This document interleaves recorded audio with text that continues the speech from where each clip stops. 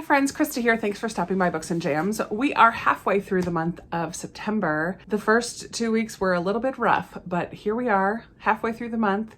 Things are looking up. Fall is almost here, and I have 6 books that I have finished already this month that I'm going to talk to you about today. So this is my mid-month wrap-up.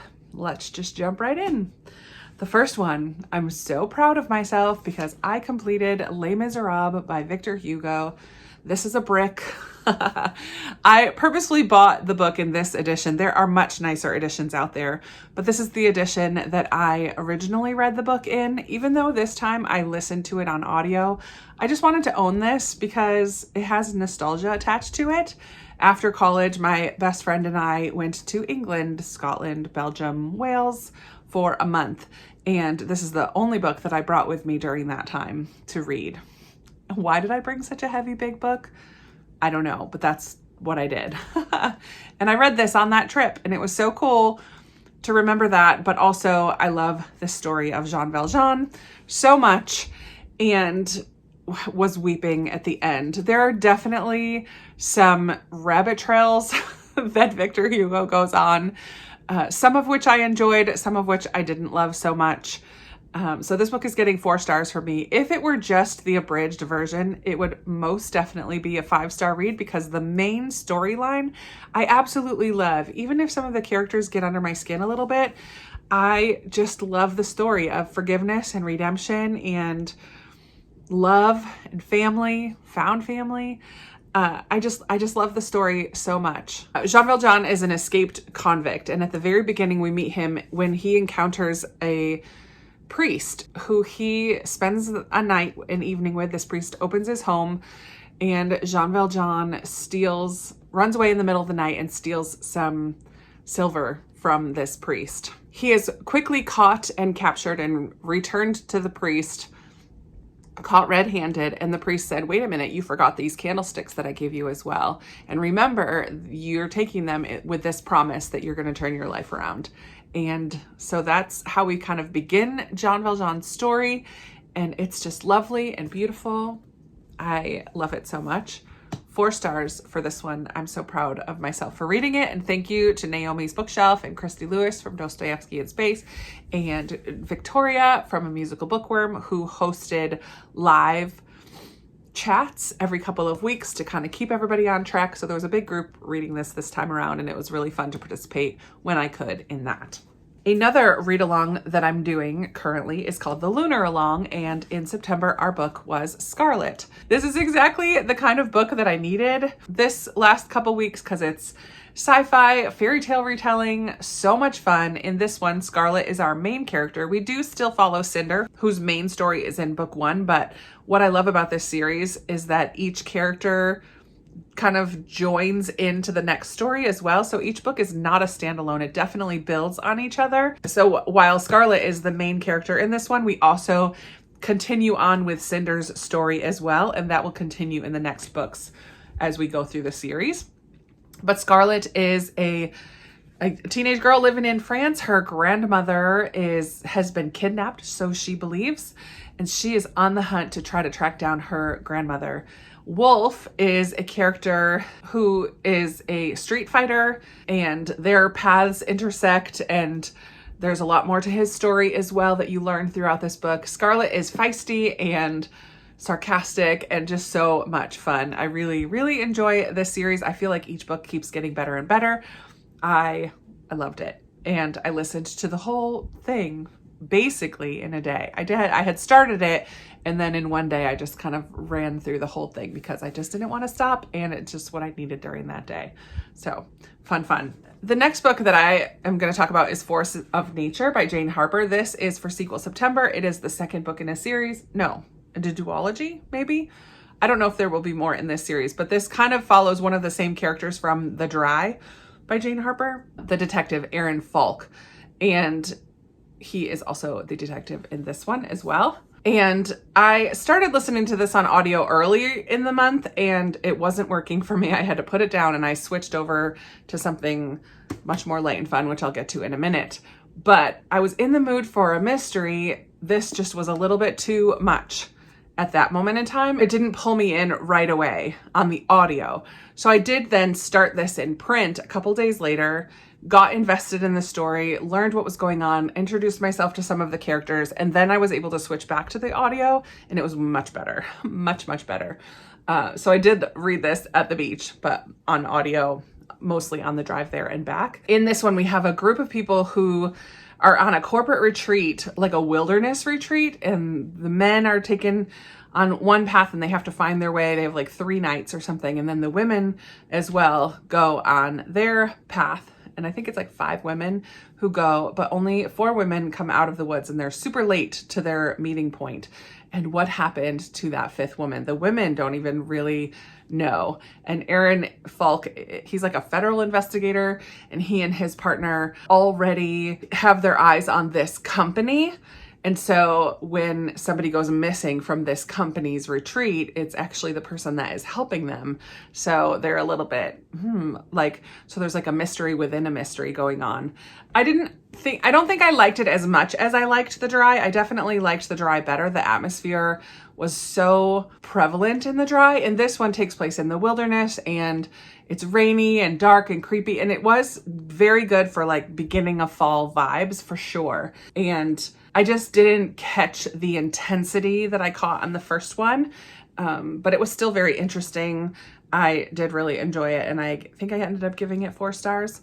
I really do like Jane Harper's writing, so I will continue to read books from her. When I first started Force of Nature and was like, no, that's not what I need right now, I switched over to Pages & Co. The Lost Fairy Tales, because this is exactly the type of book that I was in the mood for at the time. This is a middle grade, also the second in a series, the Pages & Co. series. The first one is Tilly and the Book Wanderers, and it's by Anna James. And in Tilly and the Book Wanderers, we meet Tilly and her family. Tilly lives with her grandparents who own a bookshop called Pages & Co. And Tilly learns that she is a book wanderer. And you learn in the first book a little bit more about what that is. But basically, she's got the ability to speak with characters from books who kind of come out of their books to talk with her. But also she can travel into books as well. We follow Tilly's story. And in this one, the focus is a little bit more about fairy tales, which are dangerous books to wander into because fairy tales don't often have a solid source book like most other written books, because fairy tales are from an oral tradition. So they were passed down. And so all of the source books are not really the true source of the fairy tale. They're just a collection of somebody writing down these tales that had been passed down from generation to generation. So they're dangerous to wander into because they can change and evolve even while you're in the story. It just was a super interesting, light and fun, little bit of a mystery. I was very excited to continue on this series. I really loved the first book, and I also really enjoyed this one as well. And continuing to get to know Tilly and her family a little bit more, and also the twist with the fairy tales I thought was interesting. So super fun, 4 stars. Really enjoyed that one as well. The next book I'm going to talk about is a mystery that is so light and fun, which is not the typical type of thing that you talk about with a mystery, but this is Finlay, Donovan is Killing It. And I had so much fun with this book. This is by Elle Cosimano. And in this one, Finlay is a writer of suspense, romantic suspense, I believe. And she's a hot mess. Currently a single mom because her husband cheated on her and is now engaged to this young woman that he had cheated on her with, and causing a lot of headache in her life. And she's got 2 young kids, I believe, who are a handful. And she is, just a bit of a mess at the beginning of this book. Goes to meet her agent. She's totally behind on her contract, on her writing contract. Goes to meet her agent. They're sitting in a Panera talking about her book and the plot and the hitman and talking about all of these murdery things in Panera. Well, this woman sitting near them overhears their conversation and tries to hire her to kill her husband. Finlay at first is like, well, no, I'm not doing that. But the reward on the other side, how much she's going to get paid, is going to be super helpful. Somehow their nanny gets involved, and it's just a whole thing. It's almost like a comedy of errors. It gets tied up with the mafia. It just gets a little bit more ridiculous as you go on, but it also felt a level there was a level of believability about it. It was ridiculous, but it was humorous. It just was fun. I just was along for the ride, and I listened to this on audio as well and really enjoyed the audiobook. I really enjoyed this book. And then I learned that it's the first in a series, so it works for the start a series prompt for series September. I just really enjoyed that one. And finally, the only 5-star that I've read so far this month was a heavy duty one. And I did read The Only Plane in the Sky, An Oral History of 9/11 by Garrett M. Graff. This book is phenomenal. I listened to this on audio sometimes while reading the print, but then I just got stuck into the audio and just kept listening and listening. So this, if you could see, is just little snippets. It is literally an oral history. He starts on September 10th and then walks us through the day of September 11th. And we hear viewpoints from actual recordings of flight attendants calling air control. We hear what was going on in the government. We hear about the Pentagon. We hear about Flight 93. We hear about both planes and people in the towers and firefighters and all of these people telling their story of the day, all interwoven together. It's so beautifully put together. I had to stop multiple times to have a little cry and just process what was going on. It definitely brought me back to memories of that actual day and emotions from that time. And it just was so well done. I cannot say that it was an enjoyable read, but it's so important and just impeccably put together. So this was most definitely a 5-star read. I would highly, highly recommend it, but understand that it might take you a while to get through, and give yourself the time that you might need, because it's heavy. It's heavy, but also so beautiful in a lot of ways to see the resilience of people and how Americans just came together to support each other and help each other and sacrifice even their own comfort. And I mean, firefighter after firefighter going into the building and going up the stairs when they know this probably was the last day of their lives, and still doing what they could to give other people the chance of life. It's just powerful. It's a powerful book. And then I would also recommend, I watched, I'm still not finished, the National Geographic documentary. I think it's called One Day in America, 9/11, One Day in America. I'm watching it on Hulu, streaming it on Hulu. And that is also so well done. And a lot of people whose story is in here you get to see their faces and hear their voices speaking their words and their truth and their memories of that day. You can see the pain on their faces, and so much footage from that day that I hadn't seen before are included in that documentary. It's so good. But also I watched it like with my hands. I watched it with my hands, like practically hiding my face and like squeezing my temples, and I had to keep pausing that one too to cry because it's so emotional. 5-star read, 5-star watch. Definitely would recommend. So even though the beginning of September has been somewhat of a train wreck around here, I have been having a good reading month. I'm currently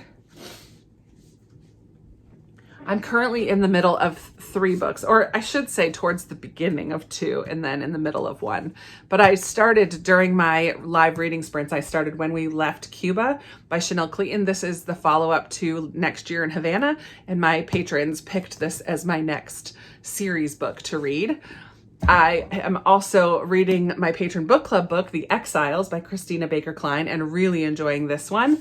And then I'm reading one of my NetGalley 5-star predictions, middle grade, The Elephant's Girl by Celesta Remington, which is a little bit more magical realism and paranormal than I was expecting, but it's fun. I'm halfway through this one and enjoying that one. So these will be finished within the next couple days. I still have quite a few prompts on my series September bingo board to finish, but I'm making my way through. We're only halfway through the month and I've got time. I would love to hear how the beginning of your month is going and what has been your favorite read so far this month. You guys know I love talking with you in the comments, so be sure to chat with me down there. Thank you so much for watching and supporting my channel in that way. I appreciate you for being here so much, and I look forward to talking with you in another video very soon. Bye.